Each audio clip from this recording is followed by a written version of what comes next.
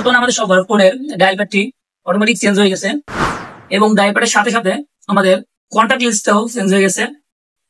Dial pad এবং contact লিস্টের যে আইকন গুলো চেঞ্জ হয়ে গেছে, অন্য যে সকল অ্যাপস এর আইকন গুলো অটোমেটিক চেঞ্জ হয়ে গেছে, এই সম্পর্কে জানতে এবং এই বিষয়ের সমাধান জানতে ভিডিওটি সম্পূর্ণ কন্টিনিউ করুন। আজকে আমি আপনাদের সাথে এই নতুন আপডেট সম্পর্কিত বিস্তারিত আলোচনা করব এবং কিভাবে এটা সমাধান করা যাবে এবং কি জন্য এটা হয়েছে এই সম্পর্কে সম্পূর্ণ আলোচনা করব।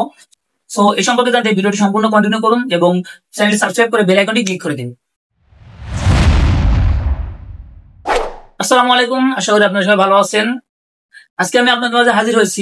আমাদের হাতে থাকা অ্যান্ড্রয়েড ফোনের নতুন কিছু ফিচার আপডেট হয়েছে।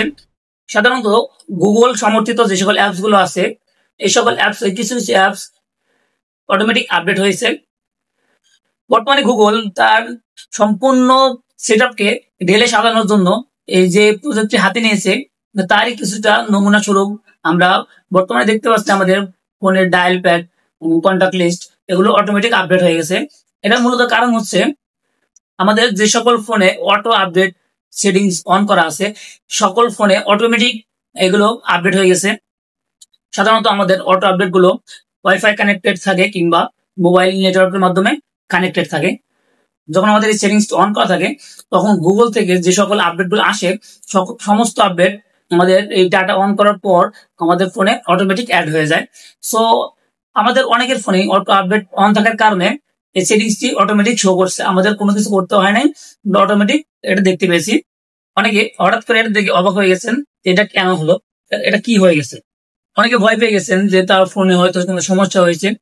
প্রথমে মূলত আমি নিজে অবাক হয়ে গেছি কেন এটা হলো। তারপর আমি এটা বিষয়ে কিছু রিসার্চ করলাম। রিসার্চ করার পর আমি জানতে পারলাম যে গুগল থেকে কিছু আপডেট করা হয়েছে। মূলত গুগল তার সমস্ত সেট আপকে ঢেলে সাজানোর জন্য যে প্রজেক্টটি হাতে নিয়েছে, তারই একটি নমুনা স্বরূপ হচ্ছে এই প্রথমত ফোনের ডায়াল প্যাড এবং কন্ট্যাক্ট লিস্ট।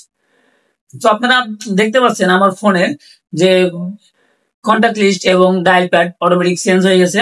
মূলত পূর্বে এরকম ছিল না, পূর্বে এরকম ছিল, আপনারা সবাই জানেন, আপনি আপনাদেরকে দেখে দিচ্ছি। পূর্বে মূলত আমার এরকম ছিল, এখান থেকে অটোমেটিক আপডেট হওয়ার কারণে বর্তমানে এরকম হয়ে গেছে। সো আপনারা দেখতে পাচ্ছেন আমার নতুন আপডেটে যে সিস্টেম গুলো আসছে, সিস্টেম গুলো মূলত আমার কাছে ভালো লেগেছে, খারাপ না। কারণ আমাদের সবারই নতুন কিছু ট্রাই করা উচিত, নতুন প্রযুক্তি নতুন ফিচারের সাথে পরিচিত হওয়া উচিত।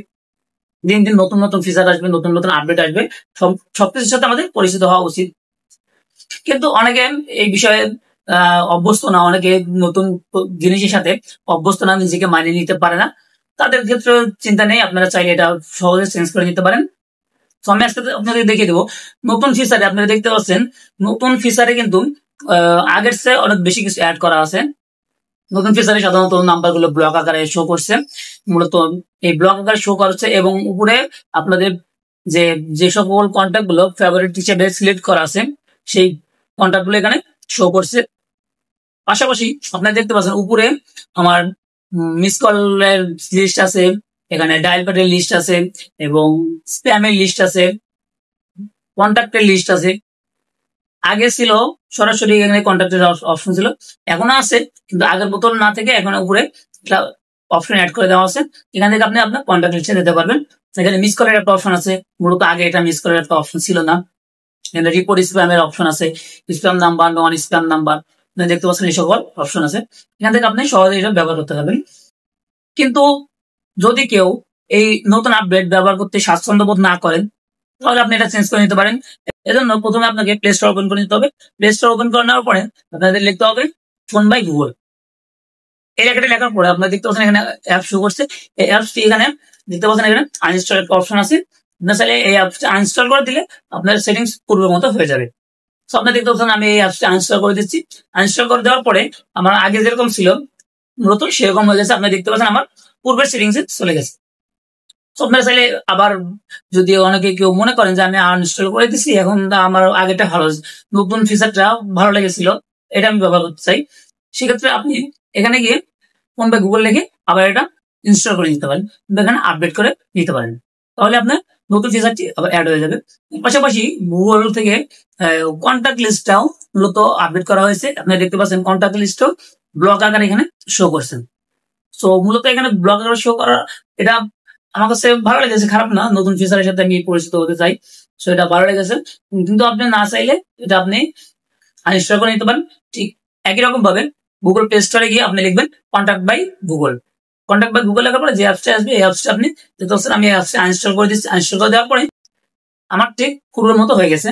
সো আপনারা চাইলে এভাবে আপনাদের যে দুটি অ্যাপস ডায়াল প্যাড এবং কন্ট্যাক্ট লিস্ট আপডেট হয়েছে, আপনারা চাইলে এটা পূর্বের ভার্সন ব্যবহার করতে পারেন।